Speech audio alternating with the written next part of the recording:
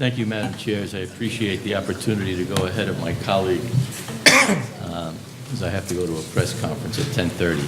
And Judge Marks, welcome again. Thank you. I listened to your remarks very carefully about raise the age, and I'm just wondering if you could tell us a little bit more about what's going on in the courts about that. As you know, in 2018, we now have 16-year-olds charged with misdemeanors sent directly to the family court, and many charged with felonies removed from the youth part to the family court. And in October 2019, we'll fully implement the bill by taking care of the 17-year-olds as well. So I'm wondering, first and foremost, what percentage of eligible cases are moving to the family court under this legislation? And, Well, I'm sorry. and also the question about resources. Did the OCA budget require a transfer of money from the criminal court to the family court to do that? First of all, it's going very well. I mean, one of the best things about the legislation, when it was enacted, it gave for an 18-month period of time to prepare for the first phase of the implementation, which, as you said, was last October 1st. It's going extraordinarily well. I mean, we have one of the first things we did, we created an internal committee in the court system of judges and non-judicial personnel to examine every aspect of the court system that would be impacted by Raise the Age. And that resulted in development of an operating manual for judges and court staff involved in Raise the Age, exhaustive training of judges and non-judicial personnel on the new law, new technology and a new case management program to keep track of the cases, particularly the movement of cases from criminal court to family court. We transferred some judges from the other courts into family court in anticipation of the increased volume of cases. We transferred and reassigned court staff, court officers, and court clerks from the other courts to family court to prepare for this. And it's really gone, again, it's the first step, and the second step and full implementation of the law will kick in next October 1st. But I have to say, it's really, there have been minimal, if any, problems. We've worked very collaboratively with all the other criminal justice agencies and stakeholders who are involved in Raise the Age. I think it's been kind of a textbook example of, particularly since we had the time to prepare for this, sort of how a new and significant and complicated law can be implemented. And Have we been able to establish youth parts in every county? Yes. And I don't know if you said that, but how is that working? Is it up and running? And are these people doing the job that we expected them to do in the youth part? We have trained and carefully selected judges who sit in the youth. There's a youth part in every one of the 62 counties of the state, and I guess the question always is, if you could fold into your answer, whether or not the number of family court judges is sufficient to satisfy the needs for all these courts.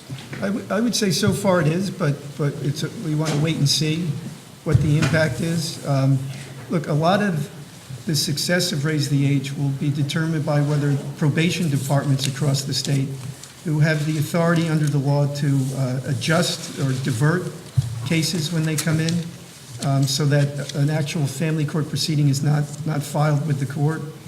And if the adjustment rates are high, which we expect that they will be, that will very substantially lessen the impact on the family courts, and we'll see fewer cases. But it's much too early to tell whether that's going to happen and to what extent that's going to happen. So in terms of the need for more judges, we may well come back to the legislature and ask for additional family court judgeships, but it's too soon to tell.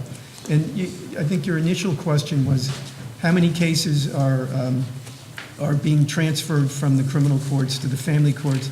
Because as you know, the misdemeanor cases for 16-year-olds and 17-year-olds go straight to family court. The felony cases, all of them, first go into the criminal courts, and And then there's presumptively, the nonviolent felonies will then be transferred over to family court, and the violent felonies, some of them may stay in the criminal court, some may be transferred to family court. At this point, I believe 88% of the felonies, and this is for the first 3 months of the new law, October, November, and December, 88% of the felonies have been transferred over to family court, which I think is a good number and consistent with what the expectations for the law were. Good. Let me move to the sealing provisions in the bill. As you know, it allows the raise the age law included a new sealing provision that allows person of any age convicted of up to 2 crimes, only no more than one of which would be a felony, applied to the court to have their record sealed after 10 years. Of course, that's not going to apply to current people, but it applies to people retroactively. So I'm wondering if you can provide us an update as to how many sealing applications have been filed with the court to date. Yeah, Assemblyman Lentol, I don't have the exact number, but I can tell you it's very low. And what would you suggest that we, well, how actually, we handle this to do it better? This goes to Senator Hoyland's Yes. point on the statute of limitations bill. There needs to be more outreach on that. In fact, I was reading an article about it the other day that there's the author of the article was crying out for more outreach. People don't know about this.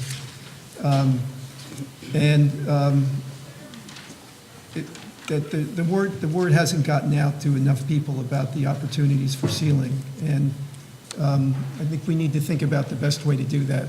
I mean, obviously, the institutional defender offices have to play a big role, but they lose track of their former clients, and it's a problem and a challenge because the law has been greatly underutilized. There's no question about that. I'll get you the numbers. I don't have them off the top of my head, but it's another very well-intentioned law that requires outreach. It's not going to fulfill its potential if people don't know about it. That's true. And also, as you know, a hearing is not necessary unless the DA has an objection to the application for the sealing of the record. Do you know how many hearings have been held where the DA has not consented and required a hearing? I don't, but we could try to get that for you. Good.